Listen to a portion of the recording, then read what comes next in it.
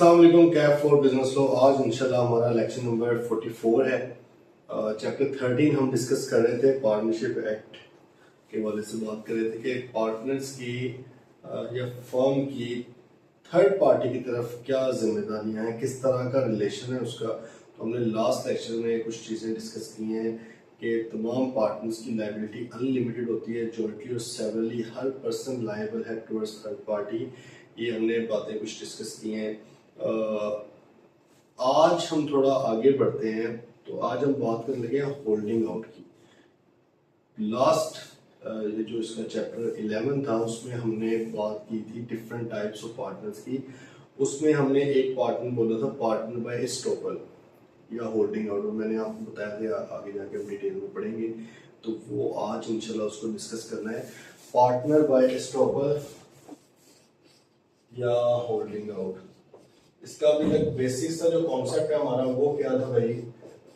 वो हमारा कॉन्सेप्ट ये है कि अगर एक बंदा अपने आप को किसी फर्म का पार्टनर शो खुद कर दे या कोई और बंदा उसको डिक्लेयर कर रहा था पार्टनर, वो खामोश रहा, उसने अलाउ किया उसको कि हाँ भाई मुझे कह लो पार्टनर, मुझे कोई मसला नहीं है, और थर्ड पार्टी ने उसको पार्टनर समझते हुए, असल में वो पार्टनर नहीं है लेकिन थर्ड पार्टी ने उसको पार्टनर समझते हुए फर्म के साथ किसी तरह की ट्रांजैक्शन कर ली है, सिर्फ और सिर्फ इस बेस पर कि अगर फर्म पैसे नहीं देगी मैं इस बंदे से लूंगा। ये जो है कंडीशन लाजमी है। जिस तरह हमने आपने फ्रॉड और मिसरिप्रेजेंटेशन में पढ़ा था कि फ्रॉड या मिसरिप्रेजेंटेशन आपके साथ हुई तब है अगर आपने उस बात की बेस पर कॉन्ट्रैक्ट किया है, अदरवाइज किया ही किसी और वजह से, फिर किस चीज का फ्रॉड हुआ, किस चीज की मिसरिप्रेजेंटेशन होती है। यहाँ पर भी अगर थर्ड पार्टी ने उस बात की बेस पर कि आप पार्टनर हैं उसके, ठीक है,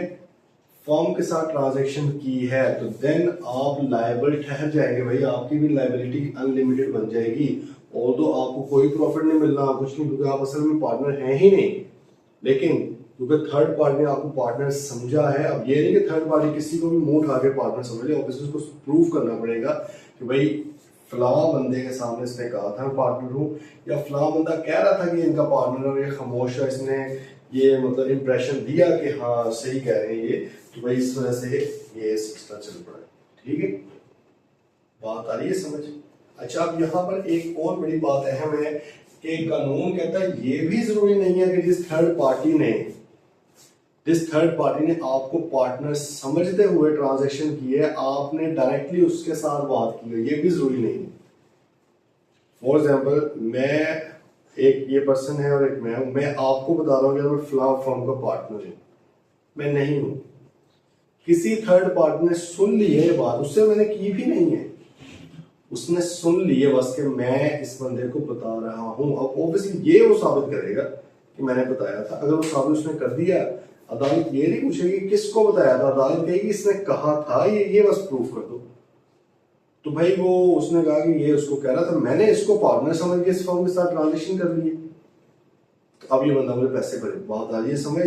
कानून इसलिए इतना इस पे है कि भाई आपने किसी जगह पे झूठ में भी आपने नहीं कहना कि मैं, अगर आप नहीं है तो ठीक है, झूठ भी नहीं आपने इस तरह का बोलना, क्योंकि अगर थर्ड पार्टी ने सुन ली ये बात, इससे भी आगे कानून चला जाता है। लेट्स से मैं आपको कह रहा हूं, मैं आपको पार्टनर में, थर्ड पार्टी कोई वो पर्सन है वो सुन रहा है, उसने नहीं की ट्रांजेक्शन, उसने आगे जाके किसी को बताया यार वो शहबाज में पार्टनर है आप उनका, और वो पैसे दे भी देता होता है, आप कर सकते हो ट्रांजेक्शन, ठीक है, उसने आगे आगे आगे जाके सिलसिला जा रहा है, ठीक है। असल बंदे को ने नहीं सुनी हुई, जो ट्रांजेक्शन करने जा रहा है उसने मेरे मुंह से बात नहीं सुनी हुई, लेकिन वो इस बात पे बिलीव करके अगर वो बात सच है ट्रांजेक्शन कर लेता है, तो भाई मेरी लायबिलिटी को मैं ये नहीं कह सकता यार मैंने तो बंदा कभी देखा ही नहीं। कानून के बंदा देखने से कोई मतलब नहीं, आपने कहा था वो, हाँ यार कहा तो था, तो बस फिर आयो, ठीक है। ये भाई सारा कॉन्सेप्ट है, ये इंशाल्लाह भी पढ़ लेते हैं। Partner by holding out section 28, a person who expressly, express का मतलब बोल के लिखकर, और impliedly अपने कंडक्ट से represent himself, और अपने आप को represent करता है, या knowingly permits himself to be so represented, या कोई और बंदा उसको पार्टनर बोल रहा है, उसको अलाउ कर रहा है, अलाउ से मतलब ठीक है भाई चिल सीन, दोस्त बैठे हुए थे 5, सही है, एक ने कहा यार ये 5 के 5 हम पार्टनर है। अब आप भी बीच में बैठे हो, आप चौड़े हो गए, वहां पर टांग पर टांग रख के बैठे हो, ठीक है, तो भाई मैं भी पार्टनर ही हूँ। अब अगर थर्ड पार्टी आपको पार्टनर समझते हुए कर ले उसके साथ ट्रांजेक्शन, लेकिन इस बेस पर कि मेन एसेंस क्या है कि आपसे पैसे निकलवाए जा सकते हैं अगर उन्होंने ना दिए तो, ठीक है, तो भाई सिंपल बात है कि फिर आप लायबल होंगे। दोबारा जरा, अ पर्सन हु एक्सप्रेसली और इम्प्लाइडली रिप्रेजेंट हिमसेल्फ, खुद करता है अपने आप को रिप्रेजेंट, और knowingly permits himself to be so represented to third party that he is a partner in a firm is called partner by holding out, या partner by estoppel. By estoppel क्या, वो मुकर नहीं सकता इस बात से। If third party gives credit to the firm on the faith of such representation, ये इंतहाई इंपॉर्टेंट बात है, on the faith of such representation जरूरी है। अगर थर्ड पार्टी वैसे ही फर्म को कर्जे देती है और कहेगी आपने भी तो कहा ही था पार्टनर, चले आप वापस करें, कानून कहेगा भाई क्या तुमने इस बेस पर दिया था कि ये पार्टनर है, यही वापस करेगा, क्या इस बेस पर दिया था, नहीं दिया था तो भैया चलो दौड़ जाओ। आपके साथ फ्रॉड हुआ है, आपको एक कहा गया कि यार ये इस घर की जो लेट्स से फाउंडेशन है, उसकी जो बुनियादें हैं, वो नींव भी जिसको कहते हैं, नींव डालना, वो आपको कहा गया था बहुत स्ट्रांग है, घर गिर गया। क्या आपने इस स्टेटमेंट की बेस में घर खरीदा था कि फाउंडेशन बहुत स्ट्रांग है? नहीं जी, मैंने तो खरीदा था कि घर बड़ा प्यारा बना हुआ है, अच्छा लग रहा था, लोकेशन अच्छी थी, कहेगा फिर फ्रॉड नहीं हुआ आपके साथ। हाँ, उसने झूठ बोला है आपको, लेकिन ये फ्रॉड नहीं है, क्योंकि फ्रॉड या मिसरिप्रेजेंटेशन के लिए भी जरूरी है कि आपने उस स्टेटमेंट की बेस पर फैसला किया हो। तो यहां पर भी उसी तरह का कॉन्सेप्ट लग रहा है कि भाई अगर उसने पार्टनर अपने आप को कहा है या कोई कह रहा था, उसने क्या इजी होकर बैठ गया, चलो सही है, समझ इससे समझना है, क्या आपने इस फैक्ट की बेस पर, फैक्ट तो नहीं है वैसे ये, इस रिप्रेजेंटेशन की बेस पर क्या आपने ट्रांजेक्शन की है तो फिर तो भाई हम आपका कुछ कर लेंगे। द पार्टनर बाय होल्डिंग और shall be liable as if he is the partner in the firm. अच्छा, अब यहाँ पर ये बात बड़े गौर से और बड़ी लॉजिकल सी बात है कि असल में पार्टनर नहीं है। असल में ये ना हो गया चलो जी अब मैंने पैसे तो देने ही हैं, ले आओ प्रॉफिट भी ले आओ मेरा, ऐसा नहीं है। बाकियों को तो पता है ना कि भाई ये नहीं है पार्टनर, ये तो फंसा है खुद, आओ बैल मुझे मार, ये तो खुद जाके फंसाएगा भैया मुझे पार्टनर समझो। असल में ये बंदा पार्टनर नहीं, ठीक है, असल में ना इसको प्रॉफिट मिलना है, ना ही किसी तरह का पार्टनर वाला प्रिविलेज है इसके पास, बाहर का बंदा वैसे, ठीक है। अच्छा, वो एक है डायरेक्ट रिप्रेजेंटेशन जो खुद कह के कर लेना, ठीक है, और एक होती है इनडायरेक्ट रिप्रेजेंटेशन जो कि दूसरे लोग कर रहे हैं तो आप अलाउ उसको कर रहे होते हैं। अब बात समझे, उसने कहा इट इज इमटेरियल, ये बात फजूल है जो मैं करने जा रहा हूं, ना ही करिए। It is immaterial that partner by holding out does or does not know that the representation has reached the person so giving credit, it means that representation may be direct or indirect. उसने कहा भाई इस बात का कोई ताल्लुक ही नहीं है कि जिस बंदे ने एक्ट किया है आपकी रिप्रेजेंटेशन की बेस पर उस तक आपकी बात पहुंची है या नहीं पहुंची, आपको पता है या नहीं पता, it doesn't matter at all. हाँ, उस तक पहुंचनी तो चाहिए ऑब्वियसली, फिर ही वो फैसला करेगा, लेकिन ये नहीं आप कह सकते मुझे तो पता ही नहीं है कहां कहां पे बात चली गई है, क्योंकि भाई बात चली गई है, उस बंदे ने इस बेस पर फैसला किया है, ये वो साबित करेगा कि उस तक बात पहुंची है। आप नहीं ये कह सकते, वो कहते आपके लिए इमटेरियल है, आपने बस किसी जगह पे चवल मार दी है ये वाली कि भाई मैं पार्टनर हूं, या कोई और कह रहा था और आपने कहा हाँ भाई सही है, सही कह रहा, ठीक है। अब इट डजंट मैटर कि वो बात कहां कहां तक पहुंची है, बात निकलेगी तो दूर तक जाएगी, कहते ये नहीं मैटर करता, बस आपने कह दिया है ना तो बस कह दिया, बात आ रही है समझ। इट इज इमटेरियल कि रिप्रेजेंटेशन डायरेक्ट थी या इनडायरेक्ट थी, आपने किसी को बोला था या किसी ने बोल के आगे ग्रेप वाइन बन गई पूरी, ठीक है, तो करते करते एंड में जाकर किसी को पता लगी, उस बंदे ने इस बात पर यकीन करते हुए फर्म को कर्जा दे दिया कि ये बंदा पार्टनर है। आपने कहा ये कौन है, उन्होंने कहा मैं वही, ठीक है, तो भाई आप ये बहाना नहीं बना सकते कि मैं तो इनको जानते नहीं।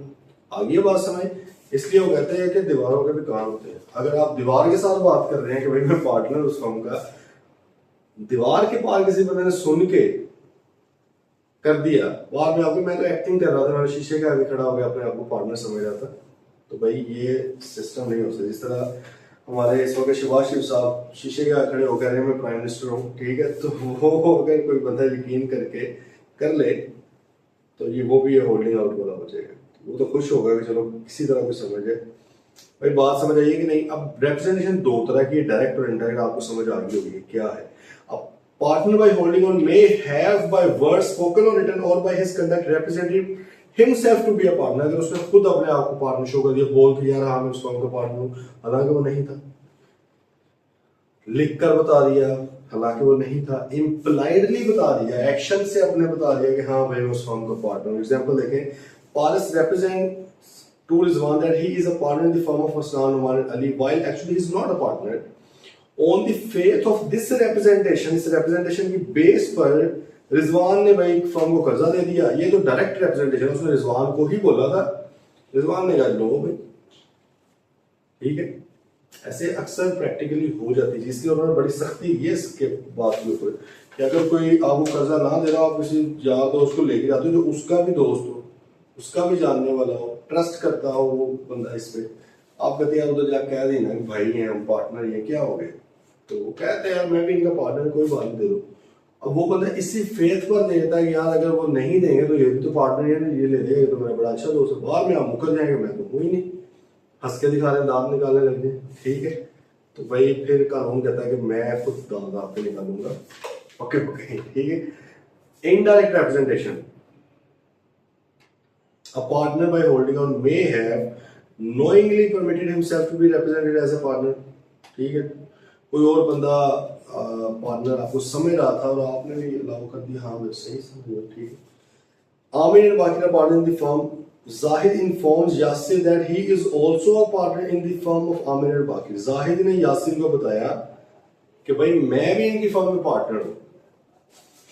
अब ये देखें, आमिर, ठीक है, ये और बाकी हो गया, इसकी एक, ये भाई दो पार्टनर्स है। कौन है बंदा? यास जाहिद है, सही है। जाहिद साहब आ गए हैं पीछे,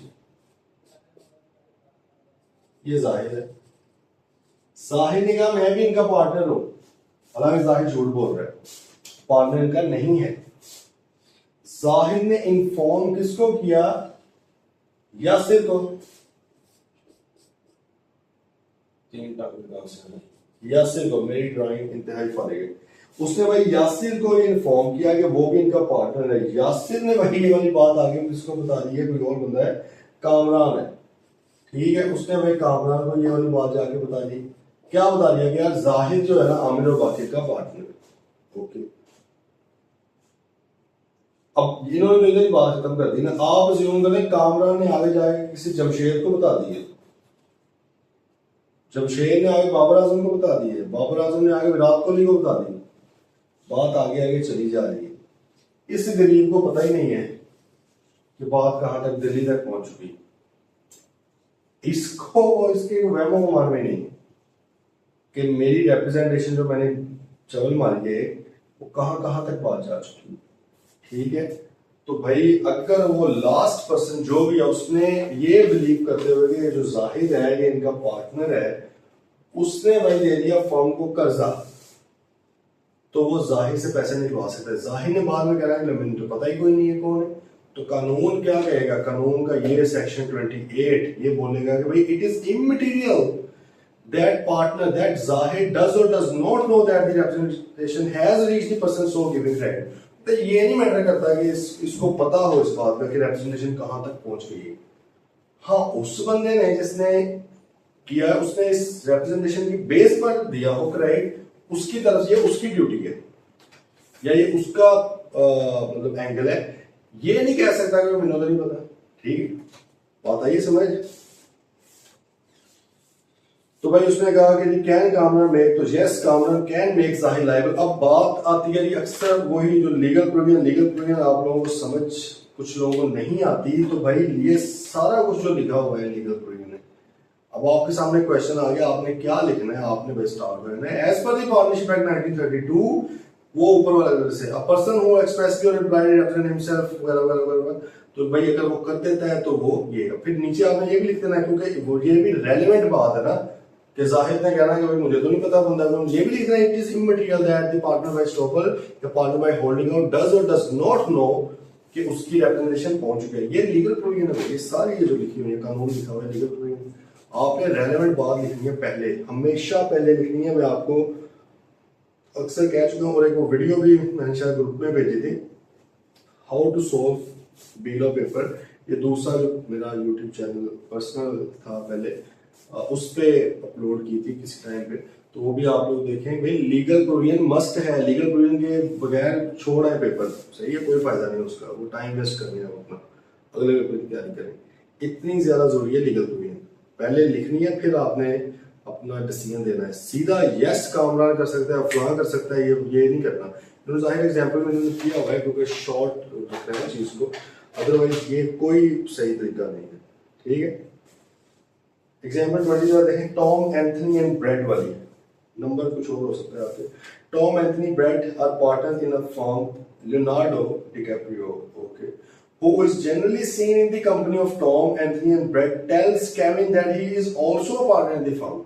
भाई तीन बंदे पार्टनर है, Tom, Anthony and bread. Leonardo जो उधर ही होता है आमतौर पे, दोस्तों का दोस्त हो, उसने भाई केविन कोई पर्सन है उसको कह दिया कि मैं भी इनका पार्टनर हूँ। Richard who overhears this talk of Leonardo to Kevin and thinking Leonardo to be a partner of the firm gives credit to the firm. हाँ, अब वही जो मैंने आपको एग्जाम्पल दी, मैं आपको बता रहा था कि मैं पार्टनर हूँ, इधर से किसी ने सुन लिया, उसने फर्म को कर्जा दे दिया इस बेस पर, तो भाई मैं फंस गया। इधर से जिसने सुना उसने आगे जाके किसी को बताया, उसने फर्म को कर्जा दे दिया, ये समझ लो कि मैं पार्टनर हूँ, मैं फंस गया। इस इधर से जिसने सुना उसने आगे बताया, उसने आगे बताया, उसने आगे बताया, उसने आगे बताया, 70 बंदों के बाद जाके किसी बंदे ने इस बात पर यकीन करते हुए कि मैं पार्टनर हूँ, कर्जा दे दिया फर्म को, मैं फंस गया, मैं लायबल हूँ, ठीक है। ये एक्सट्रीम सिचुएशन में आपको इसलिए बता रहा हूँ ताकि बिल्कुल हमारा कॉन्सेप्ट क्लियर हो जाए कि भाई इट डजंट मैटर कि मुझे पता हो कि मेरी रिप्रेजेंटेशन कहाँ कहाँ पे चली गई। भाई मैंने अगर बोला है ना, या मैंने अलाउ किया है कि मैं पार्टनर हूँ, लोग मुझे समझे, तो भाई बस होगी रिप्रेजेंटेशन, ठीक है। ये बात इंतहाई इंपॉर्टेंट है। अच्छा, अब आगे आए साइलेंस एज रिप्रेजेंटेशन। वो कहते हैं कि कई सिचुएशन में साइलेंस भी रिप्रेजेंटेशन के तौर पे मतलब के ली जा सकती है, कुछ सिचुएशन में, हमेशा तो नहीं, कुछ सिचुएशन। मिसाल लोग एक बंदा आपको पार्टनर कह रहा है और आप चुप होकर बैठे हो सुन रहे हो, तो भाई अगर नहीं हो पार्टनर तो बोलो ना, आपको पता होना चाहिए। इसलिए खामोशी हमेशा बेहतर नहीं होती, ठीक है। वो कहते हैं ना, एक चुप 100 सुख, ठीक है, एक चुप और 100 सुख, ये सही है, लेकिन हमेशा भी ये सिलसिला नहीं होता। आपको जहाँ पे पता हो कि भाई आपका बोलना बनता है, आप बोले, वरना ये फंस जाएंगे। उधर कोई आपने बात में यार मैंने तो हाँ भी नहीं की थी, तो कहेगा कानून कि कहीं कोई गल नहीं है। आपने जब खामोशी रखी है तो इम्प्लाइड मतलब इसका यही लिया गया ना कि आपको कोई मसला नहीं है पार्टनर बनने से, आप हो इसके पार्टनर, ठीक है, इस स्टेटमेंट से कोई इश्यू नहीं है, तो आपने इनडायरेक्ट रिप्रेजेंटेशन तो दे दिए, तो भाईजान आ जाए, ठीक है। Knowledge of the third party while applying the principle of holding or the other person must have acted, हमने पहले बात कर ली है, अगले बंदे ने इस representation पर act किया हो, लाजमी है, must have acted on the faith of such representation and gives credit to the firm. It does not matter whether the person representing himself or represented to be partner does or does not know that the, वही बात दोबारा कहते हैं कि दो angles है ना, एक है कि जिस जो बंदा representation दे रहा है, जो बंदा अपने आप को पार्टनर कहलवा रहा है या कह रहा है, और एक बंदा जो कर्जा दे रहा है फर्म को। जिस बंदे ने कर्जा देना है वो सिर्फ और सिर्फ उस सूरत में मेरे से पैसे निकलवा सकता है अगर उसने मुझे पार्टनर समझते हुए सिर्फ इस बेस पर कर्जा दिया है फर्म को, फिर तो मुझे क्या, अगर उसने किसी और बेस पर दिया फिर मेरे से नहीं मांग सकता। और दूसरा मैं हूं, कहते इट डजंट मैटर कि मुझे पता भी है कि बंदा कौन है कौन नहीं, ये नहीं मैटर करता कि उस तक मेरी बात पहुंची है, ठीक है, ये मैटर ही नहीं करता। बस मैंने अगर किसी भी जगह पे बोला था तो मैं बाउंड हो गया हूं। अगर किसी भी बंदे ने इस बात पर यकीन करते हुए कि मैं पार्टनर हूं, कर्जा दिया है, तो फिर वो मेरे से निकलवा सकता है, ओके सर। एक लास्ट छोटा सा कॉन्सेप्ट है, application of holding out on outgoing partners. Outgoing का मतलब रिटायरिंग पार्टनर जो जा रहे हैं उनके ऊपर भी तो अप्लाई होगा। क्यों? क्योंकि वो बंदे पार्टनर्स थे, अब वो रिटायर हो गए, लोगों को क्या पता, लोग तो उनको अभी भी पार्टनर समझ रहे होंगे। और अगर किसी बंदे ने सिर्फ और सिर्फ इस बात पर यकीन करते हुए कि ये बंदा, उन्हें नहीं पता जा चुका है कि ये बंदा इस फर्म का पार्टनर है, मैं फर्म को कर्जा दे देता हूं, तो भैया वो बंदा लायबल होगा। इसलिए बेहतर सोल्यूशन क्या है बचने का? पीछे तो बचने का तरीका था ना, कोई झूठ बोलो ही ना। इधर तो आप झूठ भी नहीं बोल रहे, कुछ भी नहीं कर रहे, तो फिर क्या? इधर कुछ कर लो। क्या करना है? नोटिस दे के जाए हमेशा। इसलिए कानून कहता है कि आपने हमेशा रिटायरमेंट का नोटिस देना है। हाँ, दो बंदों के केस में नहीं है, तीसरा भी है एक बंदा, वो भी लिख लें। कौन से हैं? अगर आप डिसीज्ड हैं तो कहते हैं कि नोटिस देने की जरूरत नहीं है। अगर आप डेथ हो गई है, अब नोटिस, क्योंकि आपने थोड़ी देना, तुम मर गए, अब तो नोटिस ऊपर से आएगा, ठीक है।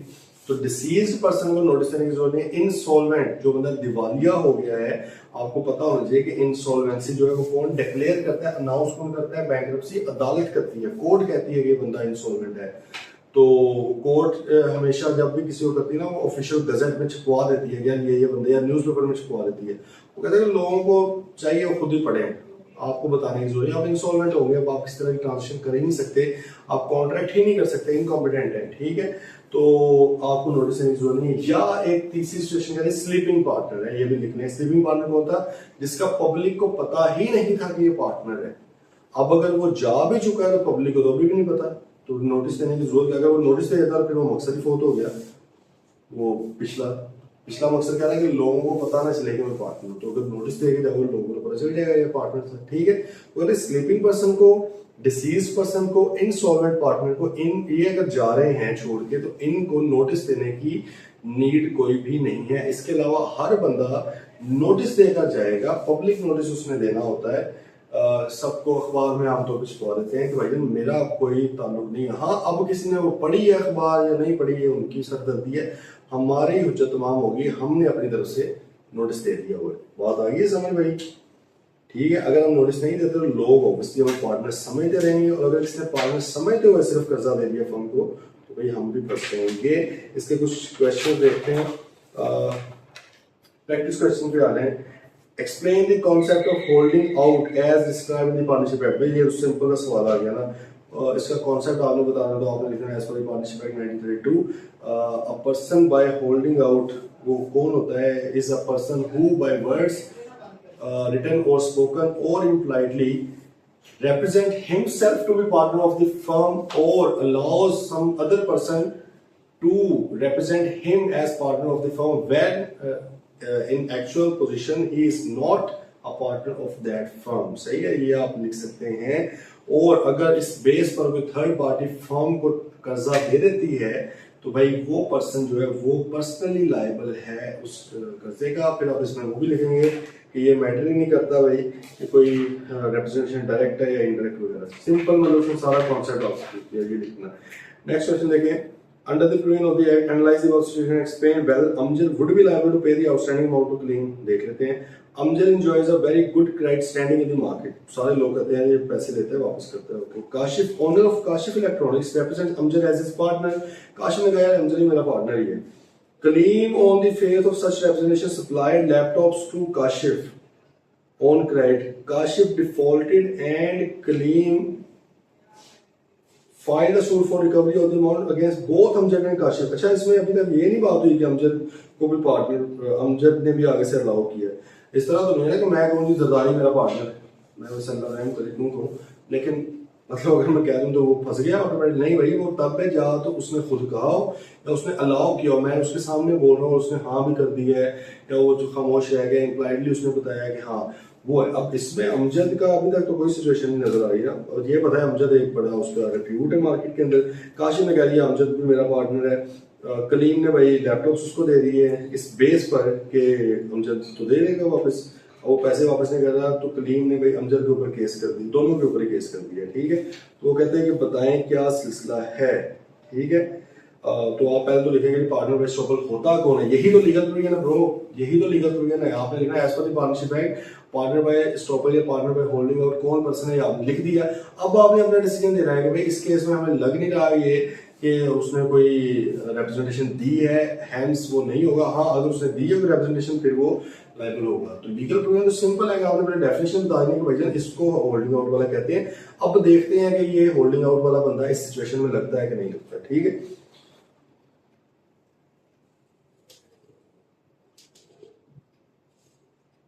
अच्छा अगला ये आ गया कि जी ये जो दे रहे थे Mehar Abid Rani and Azra were partner, 4 partners हैं, Mehar Abid Rani Azra were partners in Abid associates, a firm of town planners and consultants. Bari builders supply goods to Abid associates on credit. Okay, Abid died on 5 January 2015। Abid साहब की डेथ हो गई है।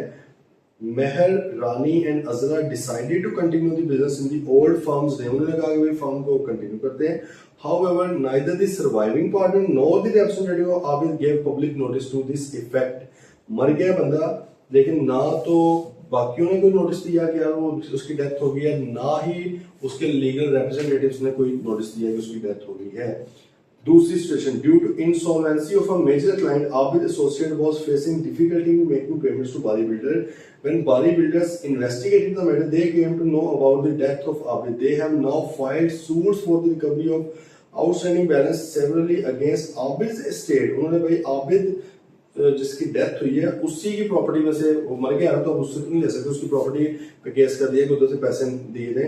एंड मेहर और मेहर पे as the credit was extended on the faith of Abid and Meher. Okay sir, in view of the partnership act explain whether the body builder justified in filing the above suits वगैरह। तो भाई ये आपने बताना है इसका।